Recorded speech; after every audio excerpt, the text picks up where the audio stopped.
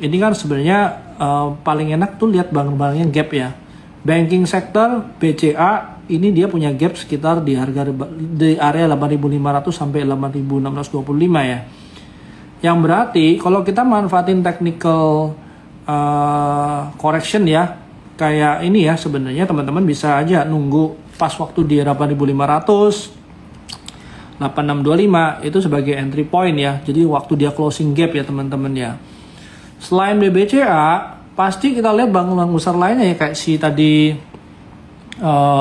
si Prima ngomong ya, kayak BMRI. BMRI juga sebenarnya kalau kita lihat dia memang lagi ranging ya.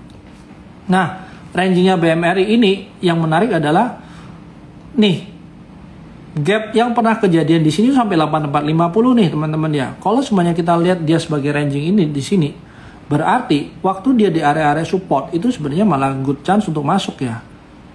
Area support, let's say kalau semuanya saya lebih konservatif, taruhlah dia support di area sini nih ya. Berarti dekat-dekat support ini menjadi area entry dengan risk yang lebih terbatas ya. Apalagi kalau kita lihat kan dia sebenarnya closing gap yang area di sini nggak sepenuhnya ditutup ya. Sebenarnya kalau kita lihat ya, berarti risknya berapa, rewardnya berapa nih kalau kita mau masuk ya. Say kita masuk di areanya sini nih, area sini, risk 3% dengan upside kurang lebih kalau tutup semua sekitar 9% ya. Walaupun dia perlahan, seenggak-enggaknya kalau untuk defensive stock ya mungkin ini salah satu stok yang kalau kita mau masuk agak besar kita masih nggak takut gitu ya, dari BMRI ya. Teman-teman yang lain mungkin kayak BBRI ya, cuman kalau BBRI ini saya nggak begitu sukanya karena dia belum ada pullback ya. Sebenarnya kalau kita ngomong pullback itu kan lebih menarik karena kita bisa jaga risknya lebih kecil sama supportnya ya. Nah sekarang dari BBRI sendiri udah lumayan tinggi ya. Jadi kalau dari big banks, BBCA, BBRI, semuanya kayak BBRI, ya saya kan lebih prefer ke BBCA atau BMRI-nya ya. Yang masih menurut saya masih oke waktu dia pullback ini ya. Mungkin satu lagi deh, BBNI. Nah nanti kita lihat BBNI, BRIS ya. Nah BBNI sendiri nih teman-teman sebenarnya juga deket-deket area support ya. Area support tinggal kita lihat ya perbandingan market cap-nya sebenarnya dari BBRI sama BBNI, BMRI ini mana yang kira-kira orang balik lagi ya teman-teman ya. Kalau kita lagi uncertainty-nya lumayan tinggi ya, sebenarnya concern-nya adalah bukan profit dulu. Gimana kalau saya mau keluar atau fund mau keluar itu lebih liquid. Nah, tinggal kalau kita bicara lebih liquid, harusnya yang barang big caps ini yang lebih gampang orang keluar masuk ya. Which is kalau di case ini mungkin ke ini ya, bank-bank besar ya teman-teman ya. Nah, itu kalau untuk banking ya teman-teman ya. Jadi kalau kayak bank-bank besar, bank-bank lain gimana? Bank-bank lain mungkin kalau kita ngomong bisa aja naik, tapi saya prefer ke bank-bank yang besar ya. BBTN saya mungkin akan prefer untuk skip dulu ya teman-teman ya. Nah kalau kayak BRIS kemarin kenapa kok turun? Sebenarnya kalaupun turun ya, banks ini kan modalnya adalah service ya. Sebenarnya dia punya bisnis kan bisnis service ya. Otomatis kalau pas isu-isu kemarin dia bisa dihack, itu akan buat customernya jadi lebih sentimennya nggak begitu bagus buat dia ya. Walaupun sebenarnya lepas dari sentimen negatif atau enggak, by technical price sebenarnya dia ini like untuk rebound ya. Nah teman-teman bisa lihat nih, ya dia pas di sini ya. Ini sebenarnya kalau teman-teman bisa lihat apa ya namanya harmonic patternnya mungkin lebih ke Gartley pattern ya teman-teman. Nah, Gartley pattern ini kalau by harmonic pattern ya sebenarnya dia masih termasuk pattern yang sifatnya lebih continuation ya. Oke, nah kita bisa lihat ya dari BRIS support dari sini, resist dari sini sebenarnya dia belum pernah break dari dia punya structure market. Sebenarnya,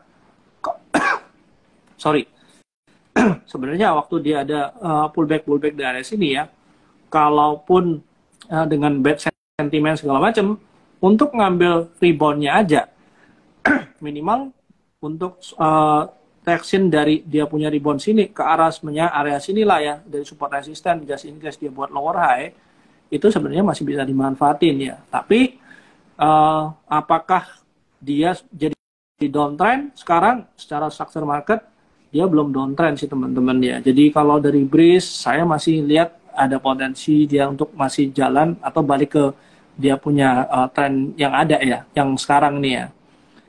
Oke, dari ADMR, kalau kita ngomong dari ADMR, sebenarnya dia udah turun banyak banget ya. Mungkin karena udah turun banyak banget, sebenarnya kita bisa antisipasi kapan sih dia bakal rebound ya. Technical ini sebenarnya kan kayak ABCD pattern ya. ABCD pattern berarti kalau ABCD pattern ini memang ada potensial dia rebound ya. Cuman apakah dia rebound reversal? Kita nggak bisa make sure dia rebound reversal ya. Tapi mungkin ada kayak small reaction di sini yang buat dia kan kurang lebih ya. Kalau kita ngomong tren yang sekarang downtrend, kalau kita ngomong downtrend berarti kalau pullback di sini dia bisa aja buat higher low. Nah, tugasnya kita adalah cari higher low-nya di daerah mana nih. Kalau dari ADMR ya kita mau spek dari sini ya sebenarnya ada dua nih. Satu, kita berdasarkan risk and reward nih teman-teman, masuk sekarang, jaga risk and reward-nya pas ada reversal candle misalnya. Atau yang kedua, teman-teman kalau masuk ini benar-benar nunggu confirmation di time frame atau semuanya di minor trend-nya ya. Jadi sekarang kalau kita lihat ADMR belum ada ya.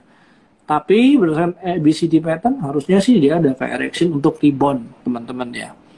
Itu kalau untuk ADMR ya. Jadi teman-teman ya oke, kalau kita ngomong ADMR tadi ya, mungkin ada kayak small reaction untuk dia rebound, tapi apakah dia reversal? Belum ya. Secara trend kita bisa lihat clearly dia masih downtrend ya. Jadi kalau semuanya mau gambling di sini sebenarnya jaga aja risikonya di minor trendnya ya. Oke, market hari ini lagi boring ya. Kira-kira kalau kita lihat barang-barang yang naik apa aja ya. Nah ini nih, mungkin ada pertanyaan soal TINS ya, kayak TINS sama Antam tuh. TINS sama Antam overall dia masih downtrend kalau TINS ya, tapi memang dia udah mulai pelan. Apakah sekarang jadi reversal? Ini udah mulai pelan di sini, mulai pelan di sini sebenarnya dia juga mulai pelan, cuman belum ada clear reversal ya. Even kalau kita ngomong di sini, ini yang bergerakan cuman reversal, cuman secondary trend ya. Overall dia masih downtrend. Kalau semuanya kita lihat ini tahu-tahu di sini, hati-hati teman-teman, jangan langsung berharap dia naik ke sini karena sentimen untuk positif dari timah belum ada. Yang kedua juga kita ngomong dari technicalnya correction any rebound yang di sini bukan berarti dia jadi reversal ya. Jadi kalau memang kita manfaatin technical reboundnya, misalnya karena dia ada misalnya nih kita ngelihat ada kayak divergence, terus kita cuma mau ngambil dia punya rebound ya, otomatis ya kita cukup tahu diri, mungkin nggak perlu sih, kita jangan berharap dia naik sampai ke resisten di sini deh. I think somewhere around ini area harusnya kita udah mulai taking profit ya teman-teman ya. Jadi itu sih pendapat saya kalau untuk TINS ya.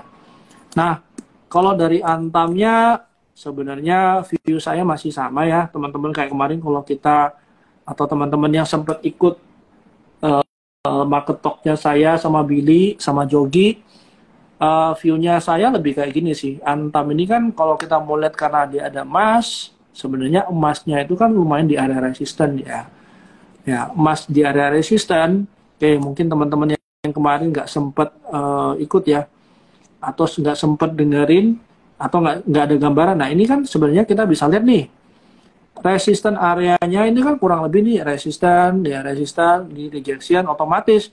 Nah, kalau kita lihat dari 1, 2, apakah kita bisa make sure dia naik ke atas? Sebenarnya clue-nya adalah waktu dia naik ke sini sama di sini, dan gimana waktu dia berhenti di sini. Ini sebenarnya lumayan lambat ya. Dan berdasarkan statistik data yang sempat saya bolak-balik mention dari 70-an sampai tahun 2018 something itu ya, gold itu cenderung naik mulai sekitar bulan Agustus September ya. Berarti kalau kita ngomong bottomingnya ya. Atau kita berharap dia naik, ya bisa aja kan. Misalnya nih dari sekarang dia pullback dulu ke bawah sebelum naik lagi dari Agustus sampai Desember nih. Nah kalau kita mau cocokmologi nih misalnya ya, dari price actionnya sebenarnya kita bisa lihat ya, dia nggak kuat naik nih. Dia buat higher high nggak bisa. Terus abis gitu kalau kita lihat ya bisa aja ya ini kayak rising wedge ya teman-teman ya kalau mau lihat ya. Rising wedge sebenarnya apa sih? Rising wedge ini sebenarnya kan perlambatan dari tren tuh. Nah, kita bisa lihat dari perlambatan tren ini memang secara structure market dia belum buat new low ya. Otomatis kalau dia belum buat new low, kita nggak bisa ngomong dia jadi downtrend. Tapi potensi dia buat downtrend ada nih karena dia punya higher high juga nggak legit ya. Nah ini kalau dari goldnya. Kalau kita lihat dari nikelnya, sebenarnya nikel itu juga pada turun ya teman-teman ya. Ini nickel index ya lagi pada downtrend ya. Jadi sekarang kalau kita ngomong sentimen yang berkaitan sama nikel juga belum ada, walaupun dari nikel ini sendiri memang di area support, juga di area support resisten dia udah mulai pelan, tapi no clear reversal dari nikel. Saya rasa mungkin yang impact barang-barang yang atau semuanya emiten yang related to nikel juga belum ada tanda-tanda reversal juga ya. Jadi mungkin kalau untuk Antam kita lihat dari structure marketnya juga belum ada ini ya, belum ada perlambatan. Jadi mungkin stay away dulu sih. Oke, jadi kita kalau bahas TIN sama Antam, mungkin kalau kayak Antam, Inco itu berlaku juga ya teman-teman ya, masih 11-12 kali ya sama dia masih sama-sama industri ya. Oke, nah ini mungkin pertanyaan cukup menarik sih dari Judith Felicia ya. Nah, kalau dari Goto, bahas structure market, dia memang ada potensial reversal, ada big gap juga sampai 151. Nah, kalau sebenarnya kita mau masuk untuk ngambil momentum dia pas naik lagi sekarang, sebenarnya bisa nggak? Bisa juga ya. Mungkin di 19, asumsi kalau dia bisa tutup gap 151, since rebalancing dari MSCI ini kapan sih? Harusnya akhir bulan ya. Nah, mungkin teman-teman bisa antisipasi nih, masuk harga sekarang, jaga risknya di 99, kalau semuanya dia sampai deket-deket waktunya rebalancing dia nggak kuat naik, mungkin teman-teman bisa liquid dulu ya. Nah anyway, dari entry point yang sempat saya gambar di sini, kalau semuanya kayak skenario kita berhasil, minimal itu dapat 30% ya kalau sempat masuk dari 99. Nah kalau begitu, misalnya kita mau manfaatin nih teman-teman ya, area dari sekarang, let's say dia berhasil untuk closing gap di 151 ya kurang lebih 38% upside ke atas ya. Jadi mungkin teman-teman bisa antisipasi itu ya kalau semuanya untuk Goto. Unilever ini termasuk sektor consumer yang mulai rebound sih teman-teman ya. Kembali lagi ada dua gap area. Kalau teman-teman mau manfaatin gap areanya untuk taking profit, sebenarnya bisa juga. Ya, terus kita juga bisa lihat ya, dia cukup respect dengan support areanya dia. Terus yang perlu teman-teman perhatikan adalah ini sih teman-teman, dari Unilever sendiri pergerakannya lumayan lambat sebenarnya ya. Nah, cuman sentimen untuk kayak consumer ini apakah masih jalan? Sebenarnya kalau di tahun-tahun pemilu kita masih bisa relay sama sentimen yang itu ya. Tapi balik lagi, kita harus lihat nih, coba sebentar saya lihat earningnya gimana ya dari Unilever ya. Unilever, kita bisa lihat earningnya sebenarnya lumayan naik ya dibandingin kayak kuartal 4 kemarin ya. Ini kita kalau ngomong simple-simple ya, Unilever ini earning kemarin ya 20, ini naik 37 ya di Q1, harusnya good result ya waktu di Q1. Apakah itu dia dan bisa masih bisa tracknya bagus ya? Kita lihat nih 2020 ke 2020 Q1 ke Q2 dia turun, Q1 ke Q2 dia turun, Q1 ke Q2 turun. Kalau kita berharap dia punya earning naik di Q2, sebenarnya dari tren yang ada sekarang ini kan dia cenderung turun di Q2 ya. Berarti ya akan mungkin lebih bisa aja dia struggling dulu di sini ya. Tapi structure market by technical dia masih ada potensial naik sih teman-temannya. Jadi Unilever bukan emiten favorit ya untuk saya masuk sekarang, tapi seenggaknya by structure market dia cenderung untuk naik. Concernnya adalah pergerakan di sini mulai lambat nih trennya, alias bisa aja dia mulai pelan. Jadi itu sih kalau menurut saya ya. Ace Hardware ini udah naik sih. Kalau sebenarnya kita ngomong dia bicara bener-bener structure marketnya ganti atau sebenarnya jadi uptrend, sebenarnya yang harus di break sama dia adalah resisten yang di sini ya. Nah setelah break apakah dia langsung naik kencang gini atau dia pullback lagi, kita nggak tahu ya. Otomatis kita harus punya dua skenario just in case dia pullback dulu ya. Since kita ngomong ya, ini juga ada kayak minor double bottom ya teman-teman ya. Terus kita juga lihat ada kayak mandek juga di sini, atau semuanya kayak kita perhatikan di minor trendnya itu sebenarnya kayak uptrend continuation juga, bisa aja dia pullback dulu sebelum dia naik ya. Otomatis area sekarang kalau kita masuk, kita sedang masuk di harga lebih tinggi ya. Jadi mungkin kalau masuk sekarang tunggu dulu deh, menurut saya tunggu beberapa hari ya, tunggu mungkin dia pullback akan lebih nyaman buat kita masuk ya. Dari era ini juga structure marketnya dia buat lower high ya. Kalau kita masuk sekarang, berharap dia buat naik ke atas untuk sebenarnya sama tinggi dengan high yang terakhir. Sebenarnya nggak gitu wise ya, apalagi structure marketnya lower high, lower low ya. Secara structure marketnya udah nggak kelihatan dia kayak mau naik, jadi mungkin harus hati-hati juga sih. Untuk United Tractor, United Tractor kemarin kan setelah bagi dividen berapa persen, terus dia turun 20 sebanyak dia punya dividen yang dibagiin ya. Nah, kalau mau masuk ke sini sebenarnya paling aman waktu dia structure marketnya memang berubah. Nah, untuk sekarang sih berdasarkan kalau kita mau pakai oscillator itu sebenarnya bisa aja ya. Dia udah mulai oversold di area, terus di area oversold yang di sini kebetulan nih kejadiannya di area support ya, tapi lebih safe waktu kita tunggu mereka udah benar-benar reversal ya, sambil kita masukin ini ke watchlist yang ada dulu. Jadi sementara tunggu dulu deh kalau menurut saya. BMTN lumayan rame ya beberapa hari ini, cuman saya nggak begitu suka nih dengan begini nih.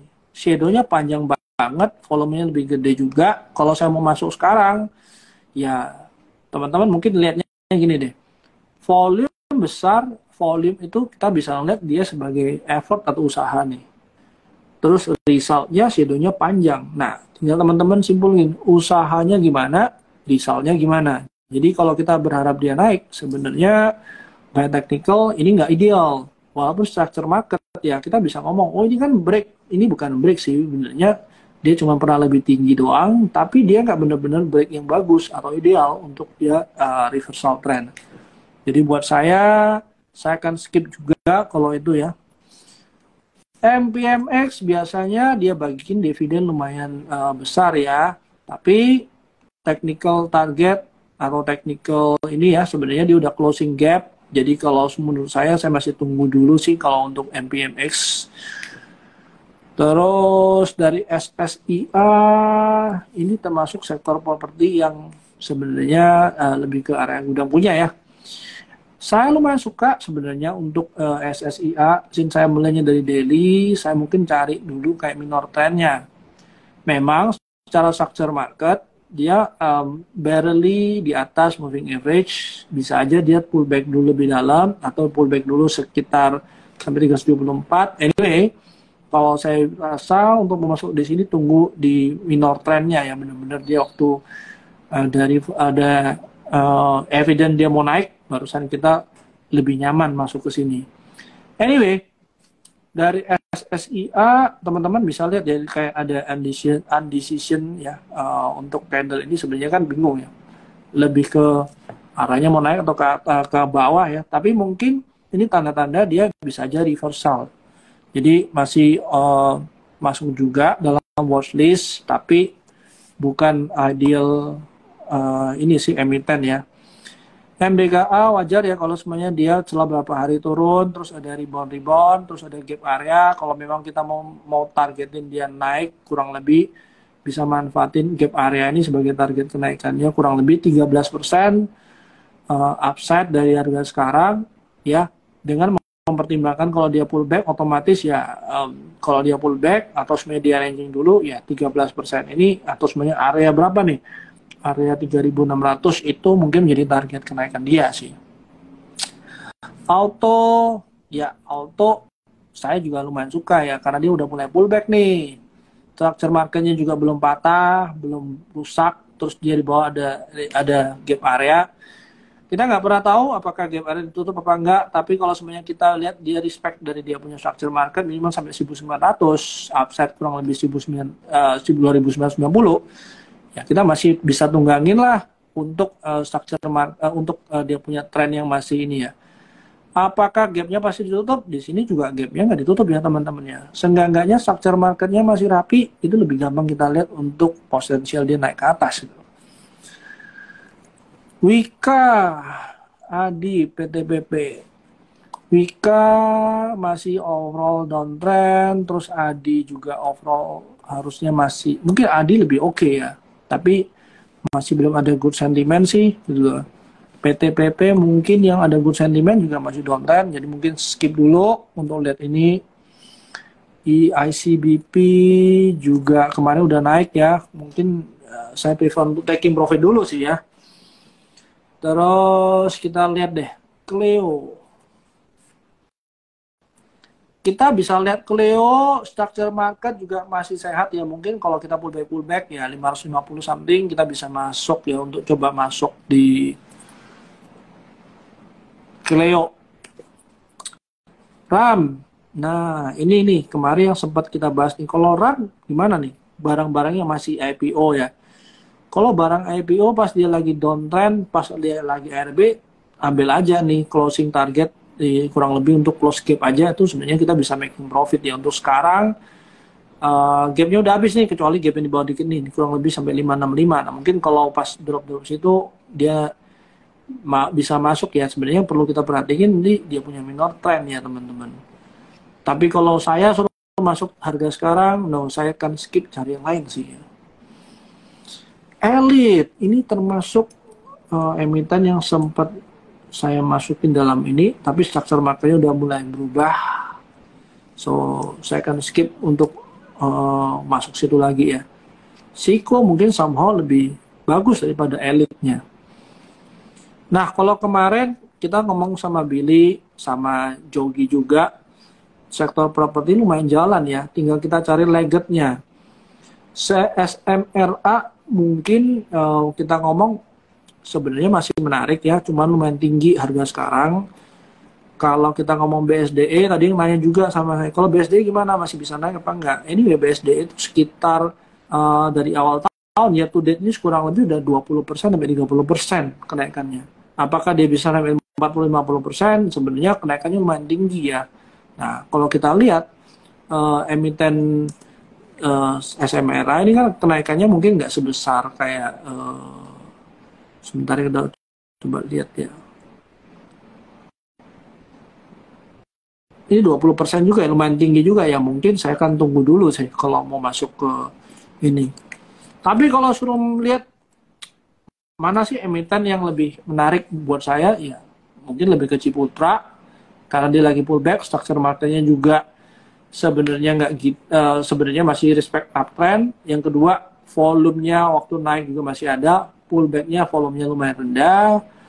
Terus kalau kita lihat dari satu lagi, mungkin saya akan lebih suka ke Pani yang masih ranging ya teman-teman ya.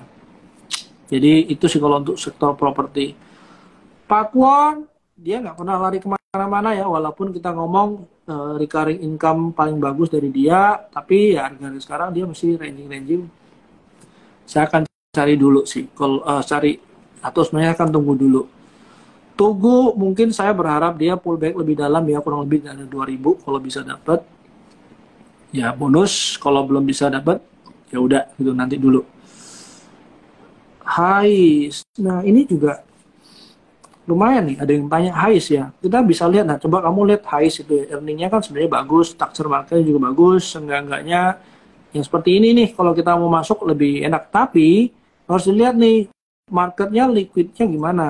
Setahu saya nggak begitu liquid ya, walaupun structure marketnya bagus ya. Jadi please jaga risknya atau sesuaiin lot size-nya ya.